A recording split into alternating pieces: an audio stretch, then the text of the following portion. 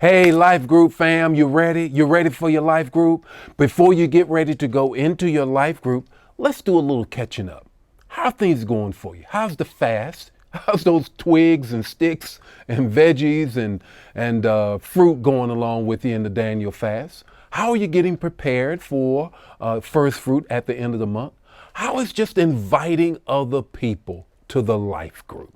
Man, the life group grows every week, and it grows numerically as well as the spiritual component inside of you.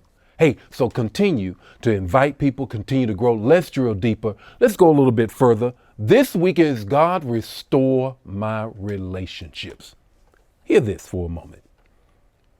78.5 years is the average length of time a person will live, according to the insurance charts and rates. You know, they got it down to a science, man, because they want you to kind of fall over just before everything is over. I'm sorry for all the insurance people. I take that back. But at any rate, bottom line is this. In that 78.5 years, you're going to meet 80,000 people. 80,000 people. 80,000 potential relationships that can grow you, develop you, and there can be a reciprocity of that growth and development. 80,000 potential relationships that can cause you to make more money, to increase your influence. 80,000. Being a retired military person, I just remember we lived some everywhere, all throughout the United States, overseas. Some of my best assignments were when we were overseas. Didn't matter. Wherever I was, I met somebody. They say that this is a truism, and I found it to be true. No matter where I was on the globe, on the planet, I was always 4 to 5 people from knowing the same people. The conversation will strike up. And do you know so-and-so? Do you know so-and-so? Where are you from? Do you know so-and-so? I don't know so-and-so, but I do know this person. And before you know it, the two people who met on the other side of the globe, by the 5th person they discuss, they know the same people. Relationships. You know, the millennials think they got it down. They always talking about relationships. Well, guess what? They didn't get it. They didn't develop anything new. Relationships have always been. God created us to be in relationship. It's not good for man to be alone. God was self-sufficient, but he wanted to be in relationships with us. So he created man, and he saw that man needed someone else in addition to being in a relationship with him, the theological point. So he created Eve. In those relationships, you have to understand something. You have to harvest them. You have to harvest relationships. You never know, according to Hebrews 13:2, you never know that you may entertain angels unaware. Wow.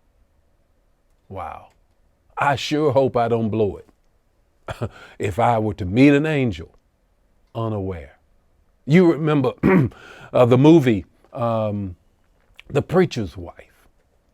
And Denzel was the angel that came from heaven. They didn't know that they were entertaining him. Had no idea. When you entertain and when you harvest relationships, just remember a couple things before you go into your life group.